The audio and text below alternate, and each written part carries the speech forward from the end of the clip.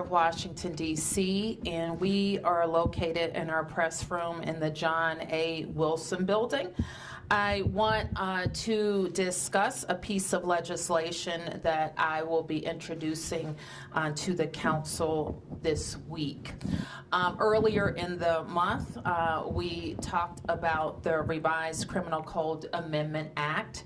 And following the council's override of my veto, we pledged to work with stakeholders in amongst our public safety agencies and DC government to send to the council a set of amendments that would address our concern, and we pledged to do it in 30 days. So today we are here to talk about that. We have heard from a lot of residents and stakeholders about the code, and one thing that we all can agree to, that people across all 8 wards want us to do more to focus on guns and getting guns out of our community, and to address the root causes of violence and expand opportunities for residents who are seeking a better path forward. But they also want to make sure that we're holding people accountable who hurt our city.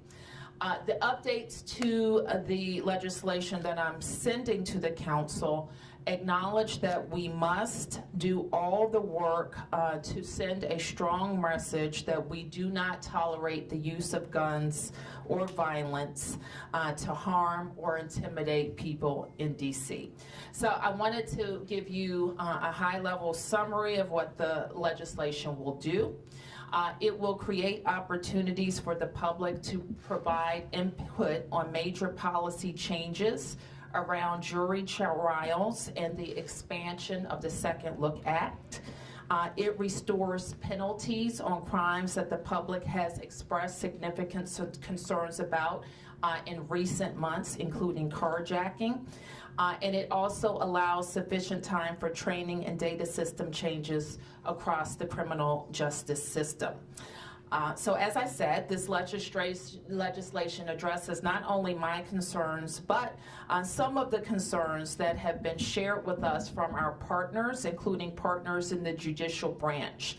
In the fall, for example, the district's chief judges raised significant concerns about the impact of the RCCA of 2022 on our courts, already strained by backlogs, vacancies, and low juror response rates. So the Revised Criminal Code Amendment Act of 2023 deletes the expansion of jury-eligible offenses so that it too can receive a standalone hearing. And jury trials aren't the only policy change we believe deserves its own hearing.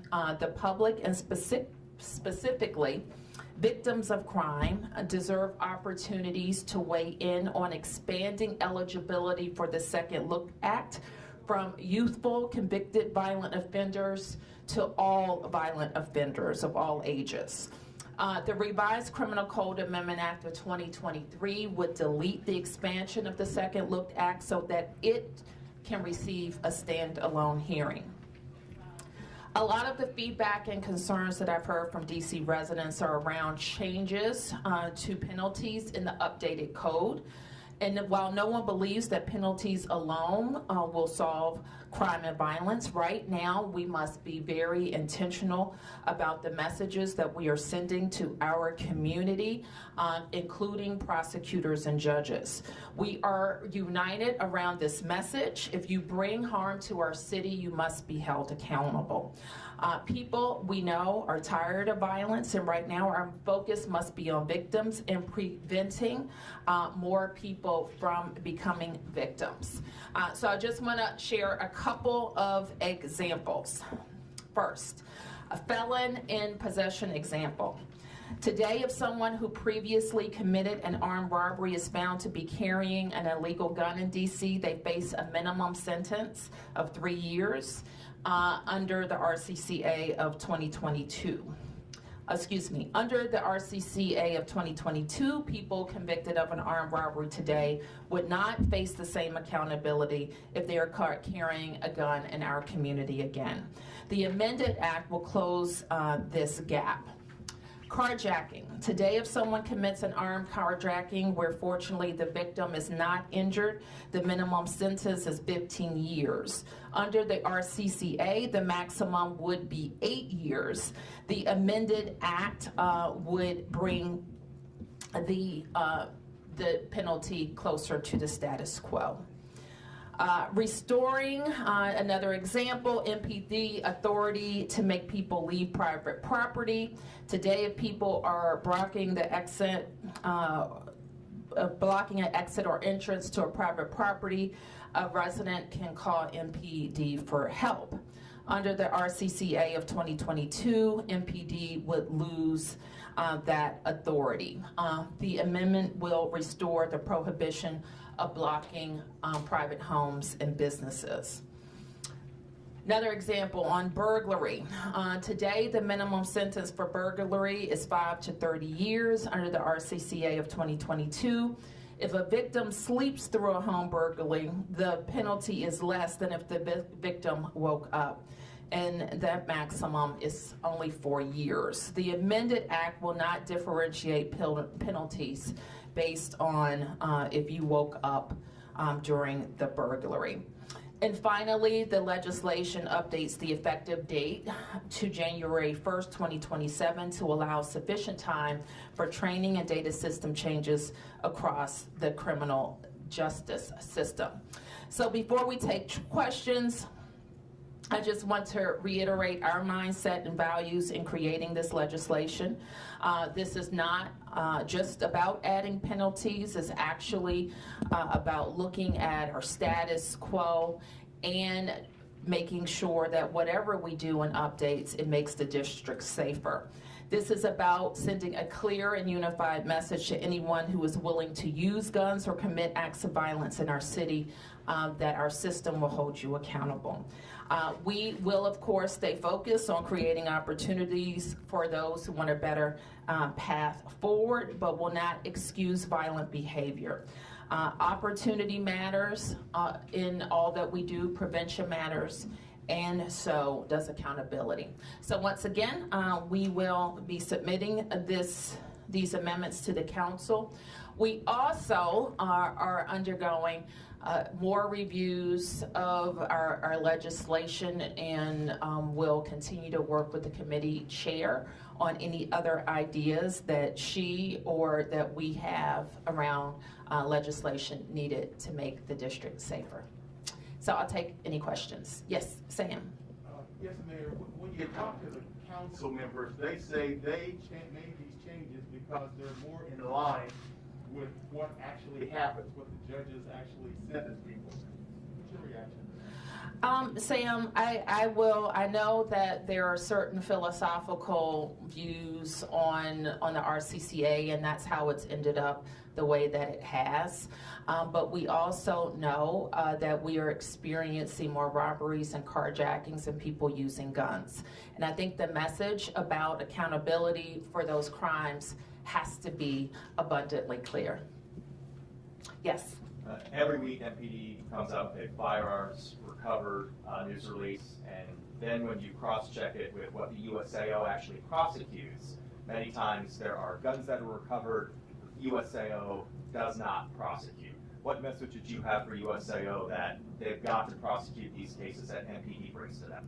Well, I think you call attention to something that's very important, and I'll ask the deputy mayor or the chief to respond. But MPD is recovering more and more guns. Part of our presentation to ANC commissioners a couple of weeks ago was how many more guns that they are collecting, and that the system, the whole ecosystem that makes up public safety has to be ready to work on those arrests. So that includes our prosecutors, that includes our judges, in making sure that everybody is working together to make those arrests. And MPD, for its part, it also needs the resources to investigate crime, to make arrests, close cases, and make sure that we have strong cases when our prosecutors or the USAO goes to trial. So let me ask the Chief just to talk about weapons recovery. Thank you, Madam Mayor. So in addition to what the mayor mentioned, last year we recovered over 3,000 illegal firearms. That's over 900 what we recovered in the previous year. And one of the things that we've noticed as we just kind of move through the criminal justice system, every year, the bar is being set higher and higher in terms of the bar for prosecution. As an example, in some of those cases that you mentioned, while the case may initially be no paper, it's waiting for DNA to come back on a firearm or something like that, and then the case is later brought before the court. Obviously, the U.S. Attorney's Office, they want to put forth cases that they feel comfortable with being able to secure prosecution. We want to get bad guys off the street, and we want them off the street right now. And sometimes those things don't marry up right away. But to the mayor's point, we want to stay focused on continuing to recover firearms off the streets of the District of Columbia and ensuring that the process is in place to hold those individuals accountable who would violate what I believe is our community trust by possessing these illegal firearms. If I may follow up on that. Sure. My understanding is that detectives sometimes have to, with the DNA testing, that can be somewhat of a block and slow things down. I've understood that on the streets, it's known that if you toss a firearm, that is a really difficult case to prosecute because then they have to do DNA testing and whatnot. That slows everything down. So those are decisions that are made by the prosecutor. I mean, obviously, if our officers see someone in possession of a firearm and they toss it, the prosecutors have a decision to make. They can prosecute that case as is, but what will happen with the jury? What will happen, as they go through discovery? That's yet to be determined for each individual case. But I think it's very common. It's what our officers see day in and day out. It's, two people in a car and somebody removes the gun and they put it, between the two parties who possess the firearm. So we want to get the bad guys off the street. We want to get the illegal firearms off the street. And we want to make sure that our partners in the U.S. Attorney's Office and the rest of the ecosystem are also doing their part to keep the citizens of the District of Columbia safe. So you guys obviously know, this was the revised criminal code was a very long process with an advisory board that looked over every provision of the code that was being changed. You guys weren't voting members, but you had representation on that advisory board. All the paperwork is there about every single penalty. Why not? Why wasn't there more weigh in during that process? And that's the first question. The second question, given existing penalties, we're seeing a spike with existing penalties. Does that give you a sense that existing penalties aren't sending the message that you say that they should be sending to people out there committing crimes? No, I think that we certainly don't look at penalties in isolation of a lot of other changes that have happened in our ecosystem, including having about 500 fewer officers than we should have or need or that we had a couple of years ago, including taking police officers out of schools when kids are showing up at schools with even higher needs and principals are needing more help, and including some just kind of, policy changes about holding juveniles accountable. So I don't think that when we look at spikes that we ever look at one thing. We're looking at the whole system of accountability, opportunity, and enforcement of the laws in the district. But what I do think, and I've heard it said that, we don't have to worry about this because it doesn't take effect for 3 years. But I do think what we have to worry about is what we say is kind of the posture of the district and the balance of, justice for victims and accountability for breaking the law, especially the laws related to gun use. Yes. You're mentioning a lot of things that you all are trying to do to, get violence, crime down here in the city. We're coming off of a violent weekend, Saturday night, 3 people killed, and some neighbors in those areas telling me and my colleagues that, they're so scared. They're about to pack up and move. What do you say to those people? What can be done right now? Well, I'm saying what we're doing is everything possible with our police force in making sure that we have more presence in neighborhoods, especially that have experienced gunshots and gun violence. We're also working with institutions in our communities. I think you know that we have a real focus on our school communities. And making sure that conflicts that happen at school don't spill over or vice versa. Conflicts in the neighborhood don't spill over to our schools. We're also pretty focused on our violence interruption efforts to make sure we have the right people working for us and that they are delivering for us. And we continue to focus on the people that we think are most likely to use guns because they've used guns before. And they are really highlighted for additional services. Yeah. Mayor, following up on Martin's first question, like you said, you guys weren't voting members of the advisory board, but you were participants. So what was the level of concern earlier in this process about these things that were potentially being enacted or that would go into the final version? Oh, we've been very concerned about it throughout the process. And to say, oh, you participated, but you didn't have a vote is, that's the whole game in that process of bringing things to that commission and being able to vote on whether they advance. And additionally, what we move here are parts of the RCCA that advance through the council that have nothing to do with updating the code.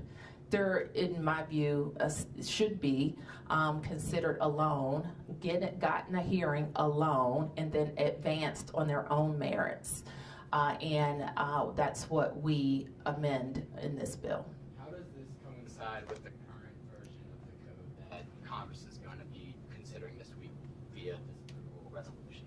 Well, I just outlined how it goes. So we address, and we will share the draft with you. We address some of the penalties in the areas that I described, using guns, robbery, carjacking, and some of the other things that I described. And we would delete in hopes that they could be considered separately, the Second Look Act and the jury demandability. I guess I'm just trying to understand procedurally if Congress moves forward with the disapprovals. Well, I guess my question would be, when do you expect the council to take up your amendment? I hope that they would take it up urgently. As urgently as tomorrow, or like what? Well, we would introduce, the way the council operates, and of course you can put this to the council members, is it would be referred to the committee. And then the committee would determine how it moves. I'll follow up on that. Okay. And, do you have a sense of the council at this point? I know you did you work with council members until on all these changes? Were you in lockstep with those? And then what about the rest of it? We shared with Councilmember Pinto what we were over the course of several days, what we considered urgent to be removed. And you would have to talk to her about her disposition on them. Have you talked to any other council members? I've talked to the chairman of the council. Yep. And Mayor Bowser, how realistic is it for you to get what you would like, considering the way the majority of this council has been voting on this? I think it's pretty realistic if everybody sits down and looks at the context of how of the ecosystem and how it's operating, and listens to the community. I think it's quite realistic. That's how I approach this. Look, this is my job. I tell people in the district what I think we need, whether it's public safety, schools, DPW, and I work every day to make sure I have the resources, that I have the legal authority to be able to deliver what I need for the District of Columbia. So that's where we are right now.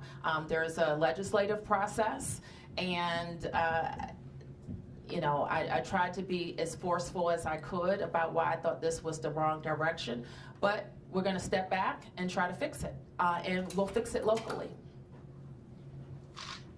Yep. Ask Chief a slightly off-topic question. Sure. Chief, there have been a number of. Trying to trip me up here, Bob. Go ahead. I'm sorry. Did not mean to do that. Yeah. There have been a number of valets and restaurants in the city targeted in recent weeks, going back to late last year, whether they're taking car keys. This weekend they took the whole valet stand, and some people saying, I'm not parking, I'm gonna park my car, not valet at these nice restaurants. Is there a message to those who are trying to frequent our businesses and are now concerned about handing over their keys? Yeah, so we had an incident, I believe it was on Saturday at one of the local establishments. And what I would say to that is we need to make sure that when we turn our keys over, that people are also being good stewards over the property that we give to them. That, people are, if the valet box is outside and the people who are responsible for it are inside, I mean, that creates a problem. So I just think that we need to make sure that we're all doing our part to secure our property. Again, the mayor talked about, just kind of the posture that we're in. And the reason why this time is so critical, when we're sending a message, if we're sending a message as a city to people, even right now, who are out there committing crimes, that some things the district really doesn't take that seriously. I mean, that's a terrible message to send, and this is not something that where we got to just at this point just kind of overnight. I want to make sure that people, business owners, people who have responsibility in different spaces, that we're all working together to do everything that we possibly can to really to make our community safer. That's going to take everybody, Bob. It really is. And a follow-up, the mayor's statistic of about 500 fewer officers, how does that play into your ability to do what you're trying to do and the increase in crime that we are seeing? So it makes it difficult, to be honest with you. And let's put that in context. As the mayor mentioned, we had a meeting with the ANCs last week, and when we talk about, we have to be careful about how we talk about it. A lot of this has to do with how people feel in the fear of crime. Actually last year, we ended last year with a reduction in homicides, with a reduction in violent crime, and a reduction in overall crime in the District of Columbia. But we really got to get to how people feel and the things that make people feel less safe in community. She mentioned the homicides as an example that occurred this weekend. One of those homicides was a domestic, but we know that it was an illegal firearm involved. There was another one that was semi-domestic, where the suspect is known, but we know there's an illegal firearm involved. And in the third case that happened over in the 7th District, we know there's illegal firearms involved in that particular incident. So, the common denominator for a lot of the things that we see, in which the mayor is really focusing on here in these amendments, is like holding people accountable, and especially in the space where it shows up most, that scares people in the District of Columbia, and that is gun crime. We have to stay focused on that. Yes, reduced officers, 500 less officers, it makes it more difficult, because I will tell you this, Bob, the request for police, the request for police presence and visibility in community, that has not gone away. Every day I turn around, hey, can we get more police officers here? We want to see more police officers on foot. Well, we have the number that we have right now. We're going to do the best that we can with the number that we have to ensure the safety of the citizens of the District of Columbia. And that comes through strategic deployment, being very specific about the communities that we focus on. That's really important here, and we'll continue to do that. Okay, and we'll take a couple of more. Yes. Sam, Martin, was there a last one? Okay, 1, 2, 3, 4. Yes, sir. Thanks. For the chief too, I guess maybe, but also just 4,000 cops is the number you outlined in your budget last year. Does the city need to go further in the coming years than 4,000? I think we need to get there first and assess kind of how things are at that point. And we're not there. We're at a number right now that we have not seen in my time on the department. I've been with this agency for 33 years. And that is not a good thing. As we continue to focus on, yes, it's great we had reduction in numbers and so forth last year, but going back to the point that I made a little earlier, when you talk about the fear of crime, people want to see police officers in communities. And when you have that deficit in terms of number of officers, it is impactful. Can I ask a follow-up to the mayor?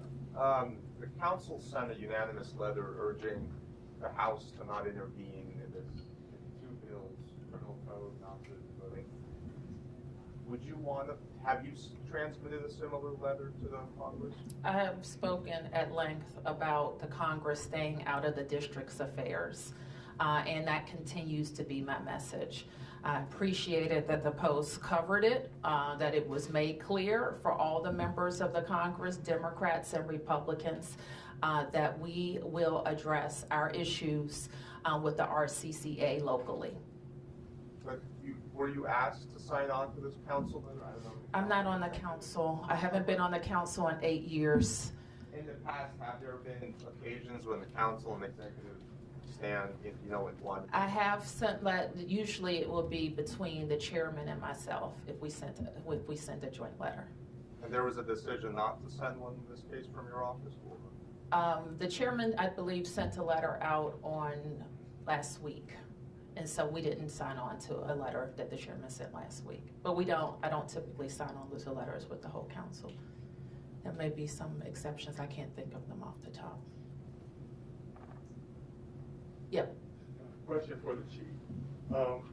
Chief, you were saying that basically that the city ended homicides or a lot of crime down last year, but this crime data report over the weekend says DC homicides up 20%, motor vehicle thefts up 86%. I don't know if these are reasonable. This is what I've got. Right, so they're talking about year-to-date, where we are right now for the month of January, and for the month of January. It's obviously I've been doing this for a while, Sam, and you've been covering it for a while. It's hard to assess where we're going to be at the end of the year. I mean, it's an indicator. As an example, in April of last year, we were about a 50% increase in robberies. We ended the year with a 2% increase in robberies. So I try not to focus too much on the numbers. It's really the fact of how people feel. Right? If we're 30% below and people still feel unsafe or people feel scared, that's the issue that we really have to address. Yes. Sure, probably more for the chief. Is there any update on the in-custody death of Marquez Parker? I know it's still under internal investigation, but is there anything else you'd like to share with us? Yeah, so there was an autopsy that was completed. No obvious signs of trauma to the body other than CPR that was performed on him.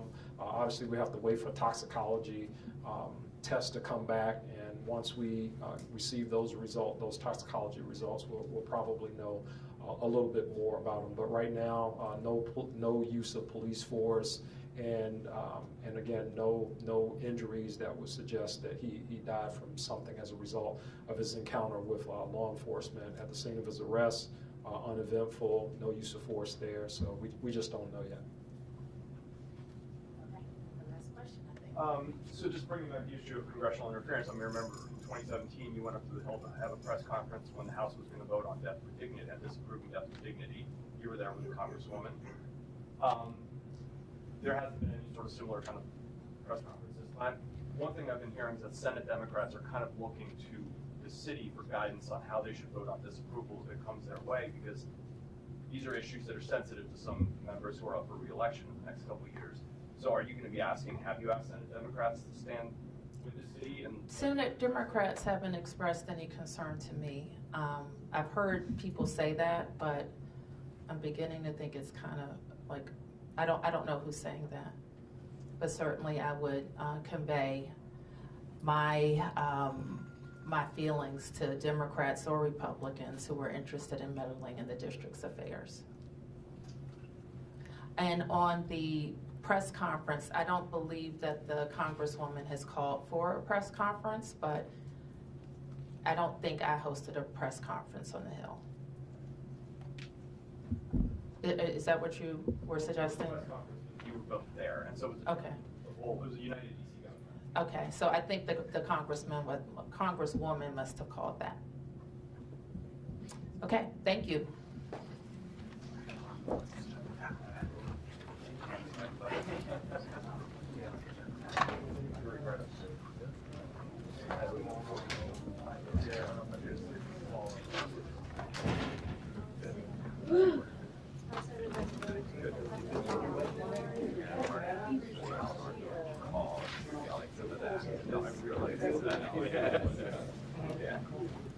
What else do you guys need?